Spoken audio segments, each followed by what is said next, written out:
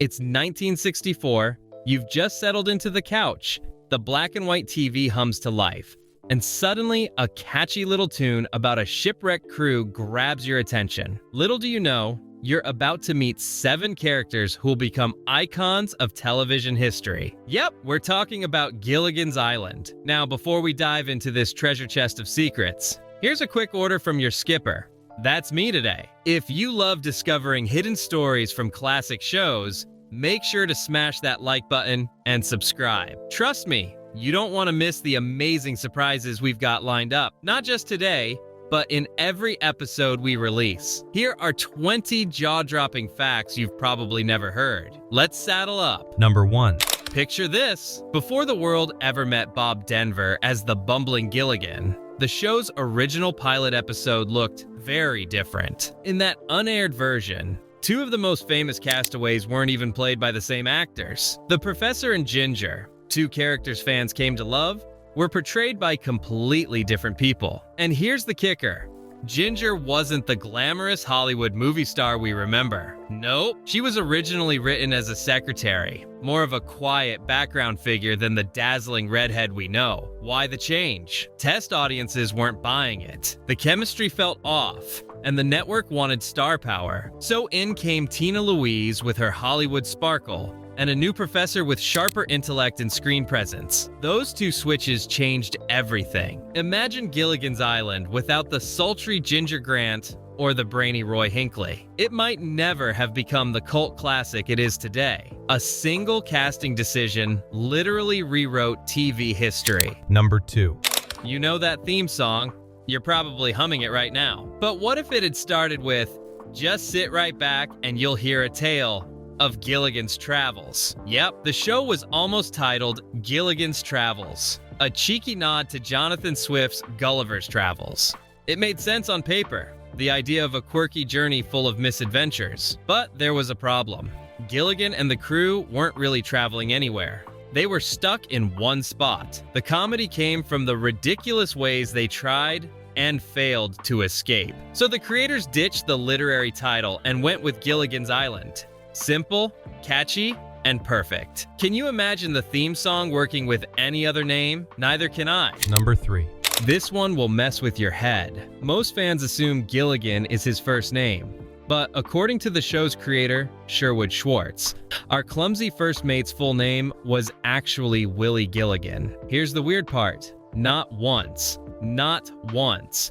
Do you hear anyone call him Willie in the series? To the crew, he's just Gilligan. And honestly, doesn't Willie sound more like your neighbor who grills burgers in Hawaiian shirts than a lovable goofball stranded on an island? Schwartz himself confirmed it in interviews. His name was always Willie Gilligan. I just never felt the need to use it. It's one of those facts that totally changes how you picture the character. Next time you want to stump your friends with TV trivia, just drop this one. Gilligan's real first name is Willie. Number 4.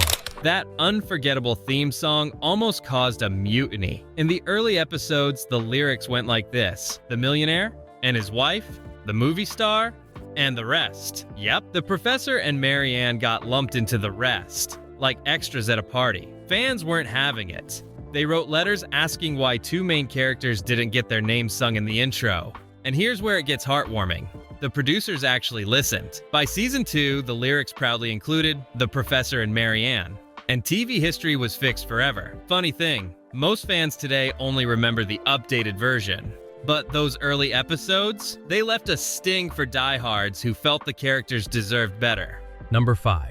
You might picture the crew stuck on a tropical paradise with palm trees and turquoise waters. Reality check. That lagoon? Totally fake. It was built on a CBS backlot in Studio City, California, just a stone's throw from Hollywood traffic. The crew hauled in tons of sand, planted fake palm trees, and even dug out a man-made lagoon to make it look convincing. And it worked. On camera. But behind the scenes? Brutal. The lagoon wasn't heated, so in winter the water was freezing. When it rained, the whole place turned into a muddy disaster zone. After the show ended, the lagoon sat unused for years. Eventually, CBS drained it, and get this, turned it into a parking lot. One of the most iconic fake islands in history. Now just rows of cars. Kinda poetic, isn't it? Number 6. Those random birds, monkeys, and tropical critters you spotted on the show, they weren't props. They were real. The producers actually brought in live wildlife to add authenticity. Sounds fun, right? Except it was chaos. Monkeys bolted across the lagoon mid-scene. Birds squawked through serious takes. And who do you think always ended up in the middle of the madness? Yep, Gilligan himself. Animal wranglers were around, but this was the 1960s. So let's just say safety standards weren't exactly strict. There are hilarious stories of takes ruined because a monkey yanked on the camera cables or a parrot landed on the wrong actor. But in a way, those unscripted moments gave the show its anything can happen energy. Number 7. Every fan has a favorite. Ginger, the glamorous movie star, or Mary Ann, the sweet girl next door. But here's the twist. That rivalry didn't just exist on screen. Behind the scenes, Tina Louise, Ginger, reportedly clashed with her co-stars, especially Dawn Wells, Mary Ann. The tension wasn't explosive, but it was noticeable. Louise sometimes felt isolated from the cast, and Wells was beloved by both crew and fans. Their off-camera friction only added fuel to the Ginger versus Mary Ann debate that still pops up today. Even in Paradise, things weren't always picture perfect. Number 8. Speaking of Tina Louise, here's a truth bomb. She didn't like being on Gilligan's Island at all. While fans adored her as Ginger Grant, Louise felt the role boxed her in. She had dreamed of serious acting gigs, but instead, Hollywood saw her as that glamorous castaway. She even skipped reunion specials because she wanted to distance herself from the series. For her, the show wasn't nostalgia.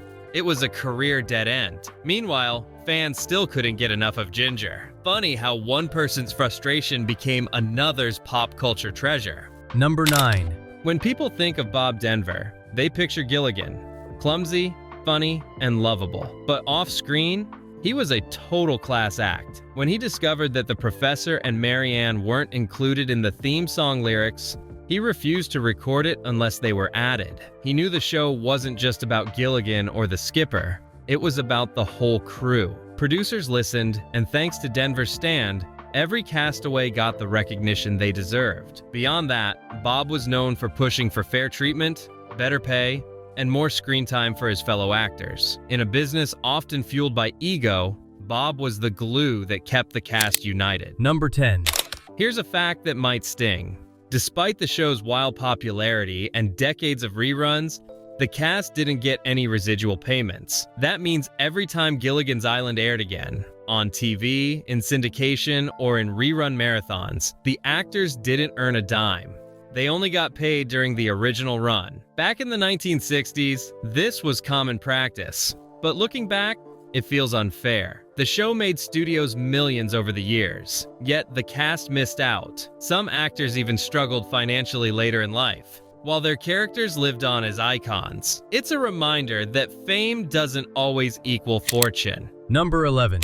Alan Hale Jr., the beloved skipper, was tough as nails. During production, he actually broke his arm.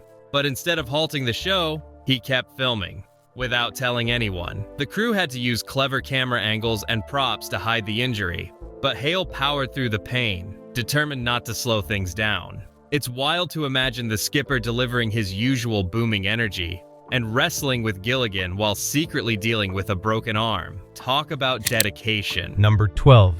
The SS Minnow, the boat that stranded the crew, wasn't named randomly. It was actually a sly political joke. At the time, Newton Minnow, chairman of the FCC, had called television a vast wasteland. As a cheeky response, the show's creators named the doomed boat after him, the Minnow. The message?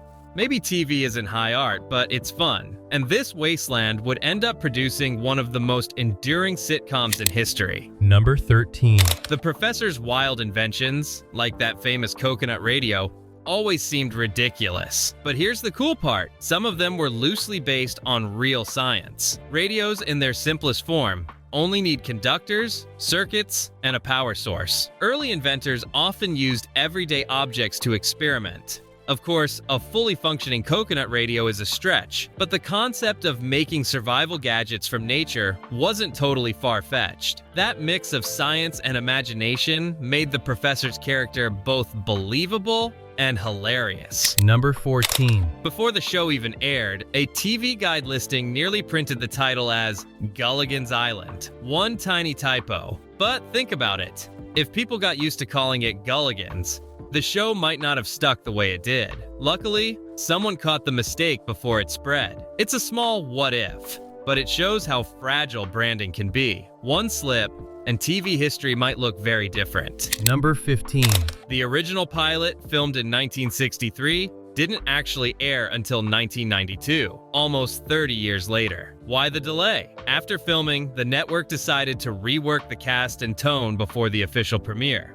So the pilot sat on a shelf, unseen by fans. When it finally aired decades later, it gave viewers a rare peek into what Gilligan's Island almost looked like. Different cast members, altered character backstories, and a very different vibe. It's a fascinating alternate universe version of the show we know.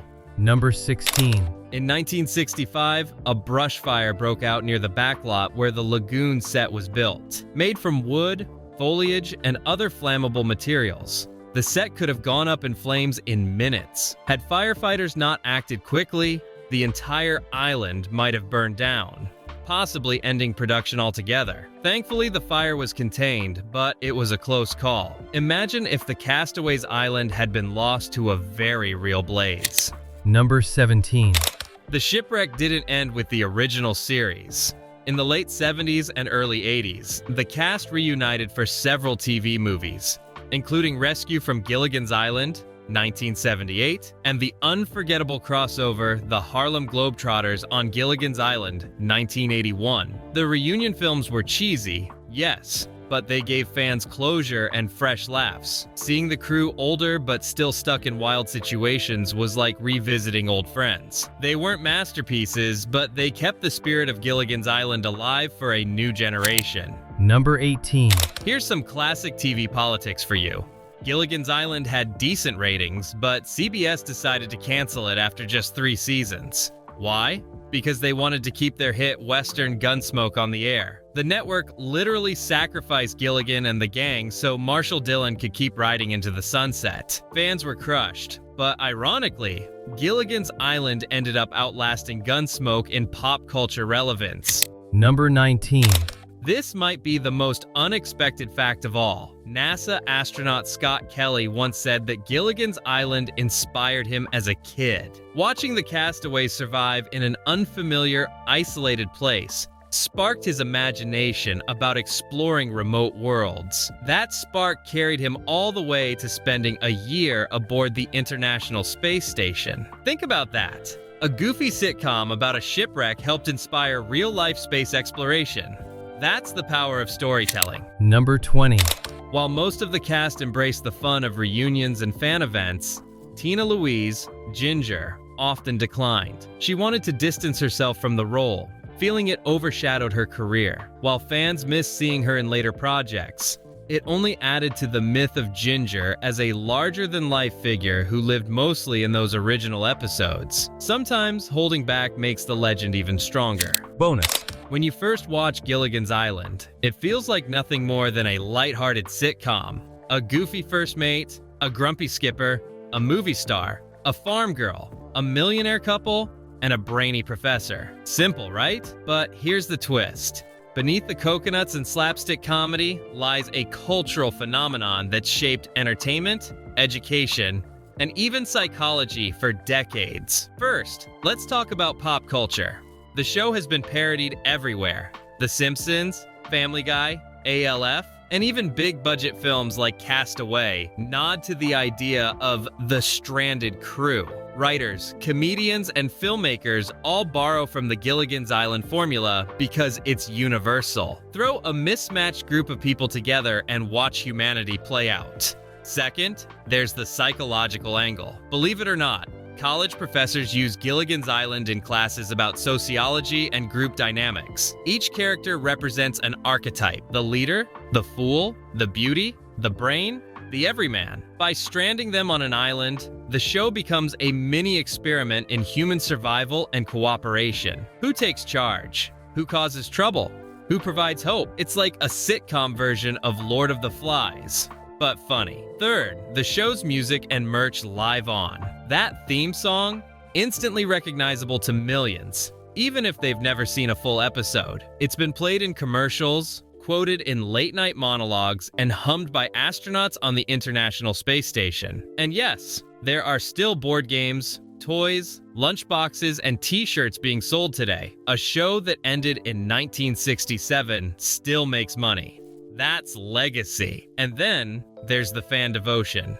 For decades, viewers have debated the great question: Ginger or Marianne? Scholars might laugh, but that debate represents how real and personal these characters became. Fans didn't just watch them, they chose sides, like rooting for a sports team. Finally, here's the biggest legacy. Gilligan's Island gave the world the idea that television doesn't have to be realistic to be valuable. Sometimes the silliest stories are the ones we carry with us the longest. Whether it's inspiring a NASA astronaut, sparking laughs on a tough day, or teaching a classroom about human nature, the castaways remind us of one thing.